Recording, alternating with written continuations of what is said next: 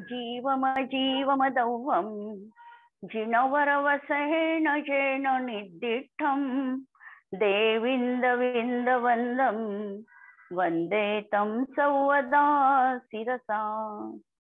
अंतिम शासननायक 1008 भगवान महावीर स्वामी की जय। द्वादशांग श्रुत देवी की जय। अष्टप्रवचन मातृकांचे ज्ञाता असणारे परमपूज्य 108 नेमीचंद्र सिद्धांती देवांना कोटी कोटी प्रणाम। अध्यात्माचा अमृत ठेवा असलेला द्रव्य संग्रह ग्रंथ आणि कर्णप्रिय असणारी प्राकृत भाषा या अजोड रसायनातून 7 तत्वांचं प्रतिपादनाचा हा अमृत सिद्धी योग आपल्याला लाभलेला आहे। मिथ्यात्व, अविरती, प्रमाद, कषाय आणि योग या परिणामांनी जीवाला कर्मबंध होतो। हे परिणाम म्हणजे भावाश्रव आहे। तप्त लोखंडाचा गोळा ज्याप्रमाणे चारही बाजूंनी पाणी ग्रहण करतो त्याप्रमाणे हा आत्मा कर्माचं ग्रहण करतो।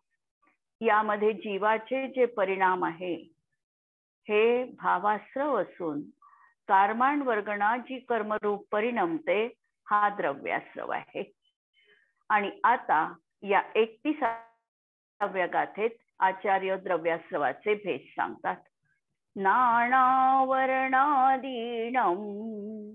जोगम जंपुगलम समासवदी दव्वासो सुनेयो अनेयभेयो जिनखादो।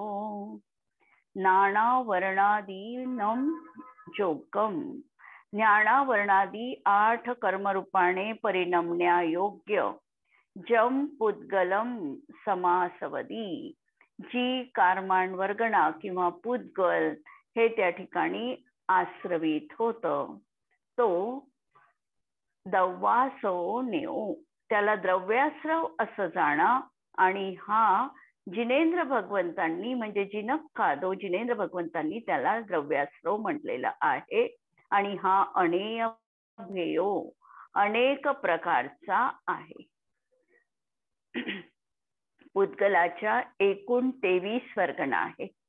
यात कर्मरूप परिणमण्याची योग्यता असणारी कर्माण वर्गणा आहे।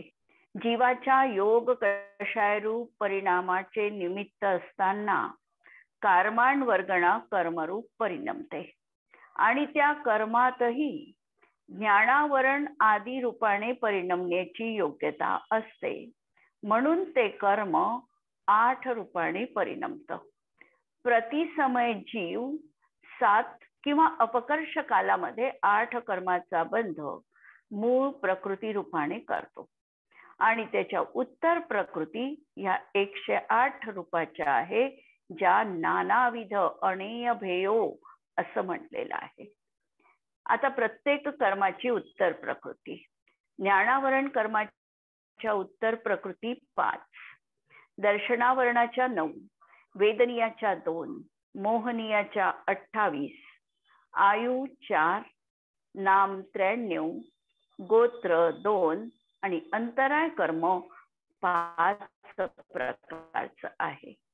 याशिवाय कर्मामध्ये घातीय कर्म आणि अघातीय कर्म हाही भेद आहे। जे आत्म्याच्या अणुजीवी गुणाच्या पर्यायीच्या घातात निमित्त आहे त्याला घातीय कर्म म्हणतात आणि जे प्रतिजीवी गुणाच्या पर्यायीच्या घातात निमित्त कारण आहे त्याला अघातीय कर्म असं म्हणतात।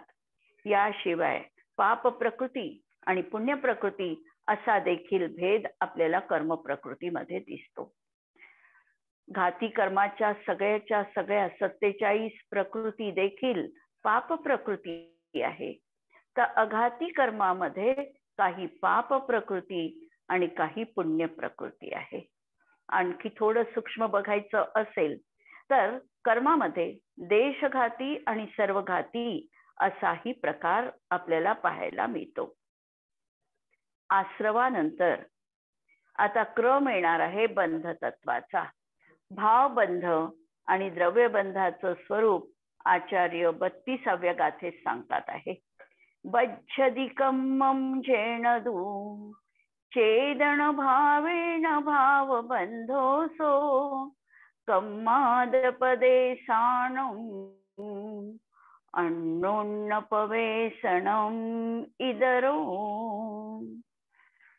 जेन चेदन भावेन ज्या चेतनरूप परिणामांनी कम्मम बद्धती कम्म बांधले जाते तो भावबंधो तो भावबंध आहे आणि कम्माद पदेसाणम अन्योन्नपवेशनम इदरो आणि कर्म परमाणू आणि आत्मप्रदेश यांचा अन्योन्य प्रवेश होणं परस्पर अवगाहन होणं याला इदरो म्हणजे दुसरा म्हणजेच द्रव्यबंध असं नाव म्हटलेलं आहे.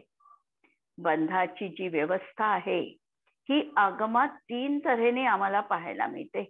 एक द्रव्यबंध, एक भावबंध आणि उभयबंध. या गाथेत जरी उभयबंधाची चर्चा नसली तरी देखील 3 तऱ्हेचा बंध आम्हाला आगमात पाहायला मिळतो. जी नवीन कर्मांवर्गणा कर्मरूप झाली ती आधीच्या कर्मामध्ये एकमेक होणं हा केवळ द्रव्यबंध आहे. जीवाने आपला स्वभाव सोडला आणि तो विभावामध्ये अडकतो हा भावबंध आहे. वास्तविकतः जीवाला बंधन कर्माचं नाहीच, याच्या परिणामांनीच हा बंधित झालेला आहे, बंदिवानामध्ये पडलेला आहे. आणि जीव प्रदेश आणि कर्म प्रदेश यांचा परस्पर अवगाह होणं हा उभय बंध आहे. यात जीव आणि पुद्गल कर्म दोहोंचीही स्वभावच्युती झालेली आहे. आणि या गाथेला आम्हाला तात्पर्य रूपाने असं बघायचं आहे की कर्मफल उदयात जीवाने हर्ष विषाद करू नये. त्या भावाशी तन्मय न होता तो न्यायक स्वभावी आहे याची त्यांनी प्रतीती सातत्याने घ्यायला हवी. यानंतर बंधाचे भेद आणि कशाने कोणता बंध होतो हे सांगतात गाथा नंबर 33. पयडिथिदी अनुभाग पदेश भेदादु चतुविधो बंधो जोगा पयडी पदेसा थिदी अनुभागा कसा यदो होंती. बंधोदू चतुविधो बंध 4 प्रकारचा आहे. कोणता? तर पयडी, ठिदी, अनुभाग आणि पदेश. प्रकृतीबंध, स्थितीबंध, अनुभागबंध आणि प्रदेशबंध. आणि जोगा पयडी पदेसा जो योग रूप जीवाचा परिणाम आहे त्यामुळे प्रकृती आणि प्रदेशबंध होतो आहे. आणि कसा यदो ठिदी अनुभागा होंती कशायनी मात्र स्थिती आणि अनुभाग बंध होतो. 4 तऱ्हेचा बंध या गाथेमध्ये आचार्यांनी सांगितलेला आहे. पहिल्यांदा प्रकृतीबंध. प्रकृती याचा अर्थ स्वभाव. कर्म जे मूळ प्रकृती रूपाने किंवा उत्तर प्रकृती रूपाने परिणमलेले आहे त्या जीव स्वभावाचा घात करण्याची जी शक्ती येते हा प्रकृतीबंध आहे. उदाहरणार्थ कर्म जीवानी बांधलं, ज्ञानावरण रूपाने ते परिणत झालं. या ज्ञानावरण कर्मामध्ये त्याच्यामध्ये मती ज्ञानावरण कर्म घेतलं तर मती ज्ञानावर आवरण टाकण्याचं त्याचं जे सामर्थ्य ते त्याचं प्रकृती आहे.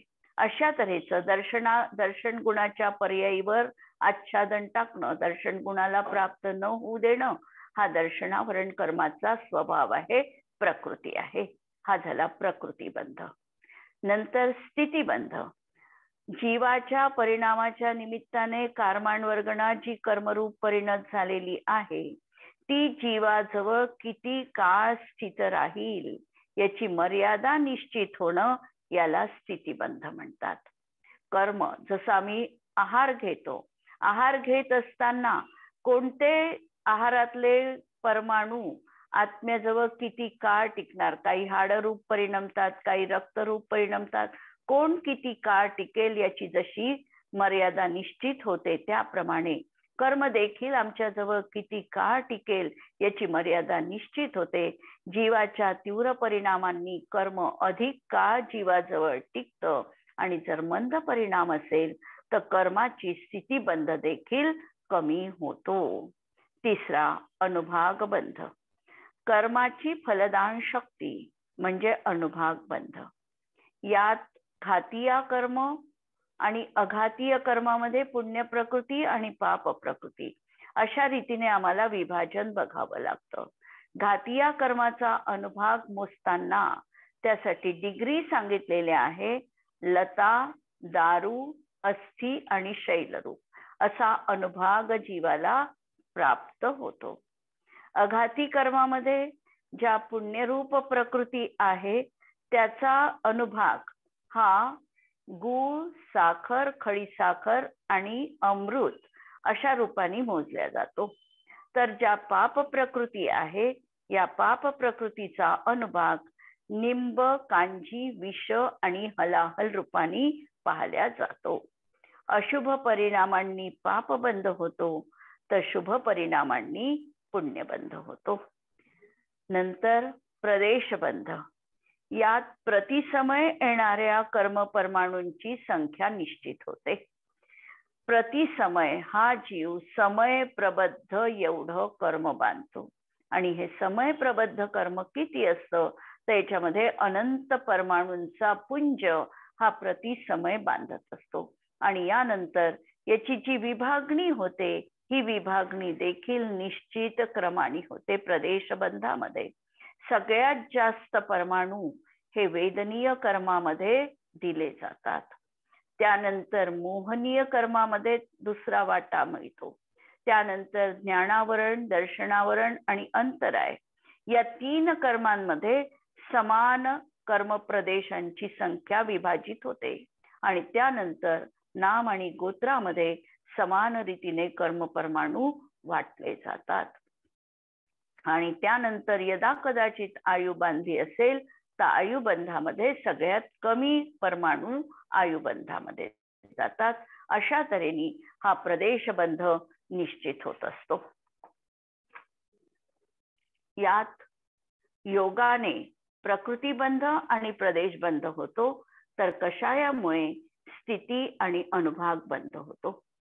जीवाच्या ज्या परिणामांच्या निमित्ताने आश्रव होतो त्याच परिणामांनी बंध पण होतो.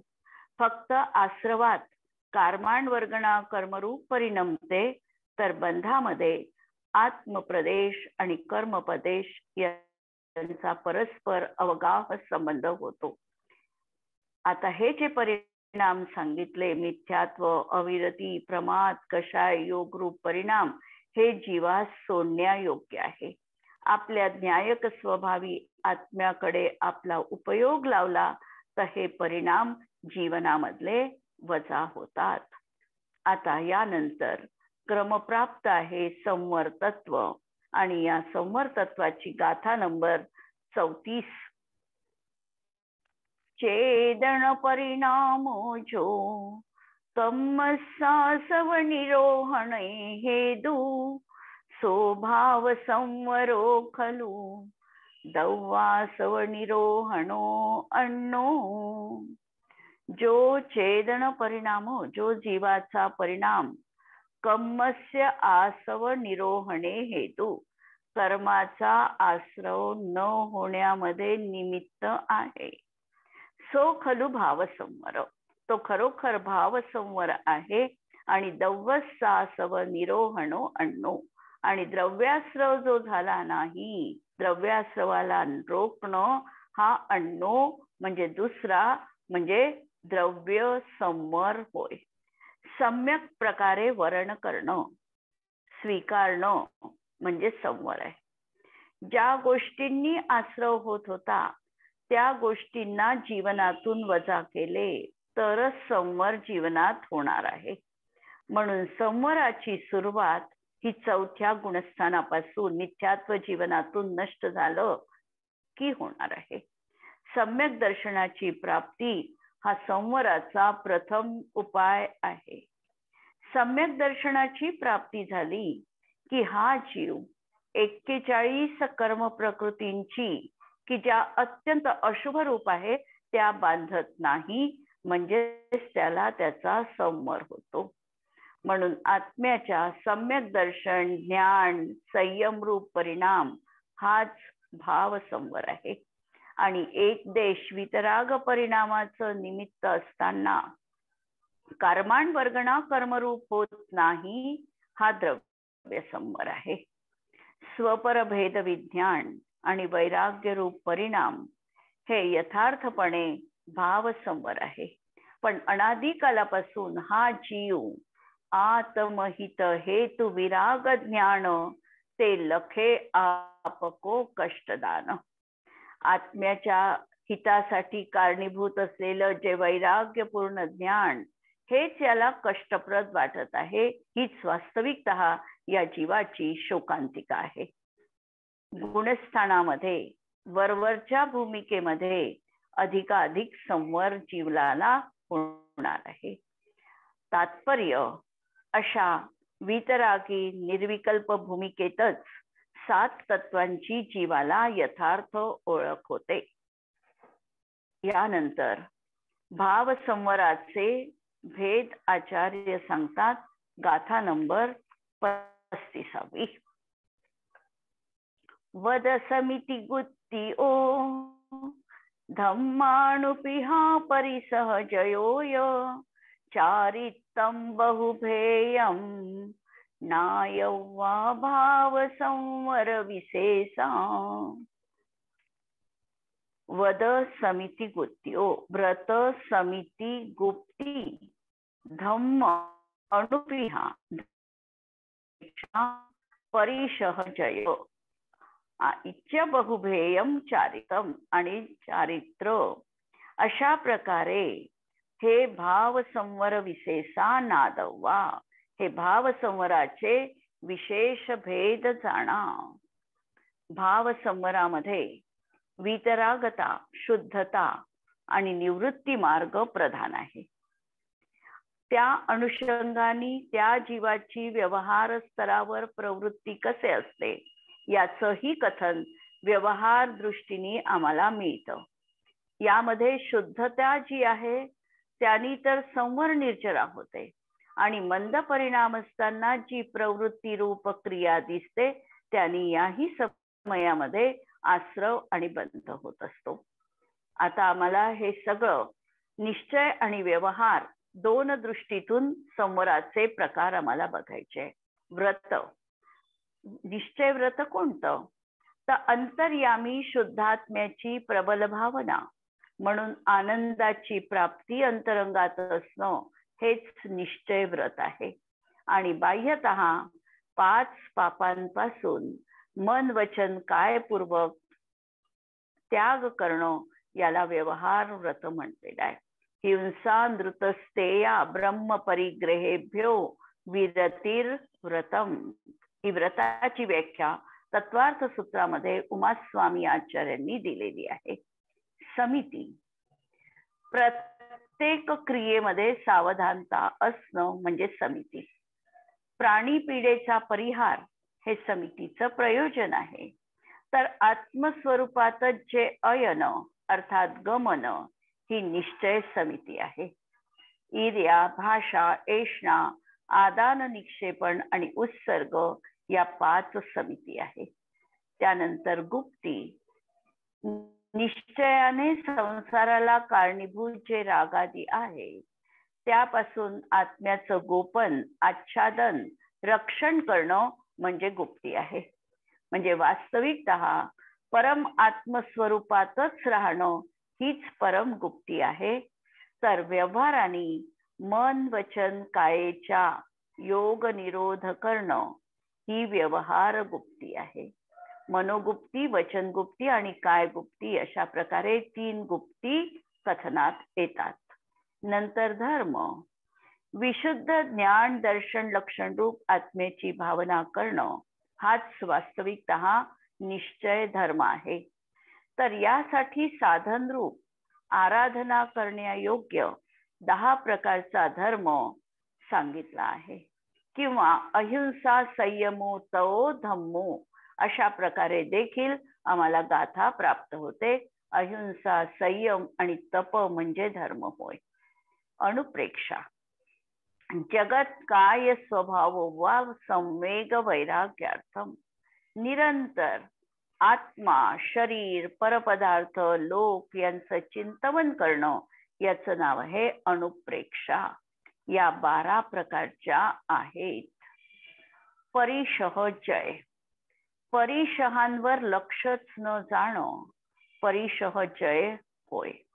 आणि सुखदुःखाची कारणं मिळाली असताना सुद्धा तत्वज्ञानाच्या सामर्थ्याने त्यावर विजय मिळविणे हा परिशह जय आहे. हा 22 प्रकारचा असणार आहे. आणि चारित्र आत्मस्वरूपात स्थिरता हे निश्चय चारित्र आहे.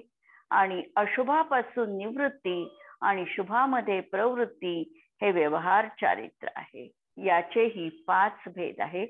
सामायिक, छेदोपस्थापना, परिहार, विशुद्धी, सूक्ष्म सांपराय आणि यथाख्यात. अशा प्रकारे हा भाव संवर 57 प्रकारचा आपल्याला पाहायला मिळतो. 57 आश्रवाचे प्रकार आणि त्याला शह देण्यासाठी म्हणून की काय 57 प्रकारच्या संवराची व्याख्या आम्ही या ठिकाणी बघितली. या सर्व संवराच्या भेदात एक शुद्ध अनुभूती आणि स्वपरभेद विज्ञानच प्रधान आहे. म्हणून अहर्निश हीच भावना आमच्या जीवनात आम्ही जोपासली पाहिजे. या मंगल कामनेसह मी या ठिकाणी थांबते आहे. सर्वांना सादर जय जिनेंद्र.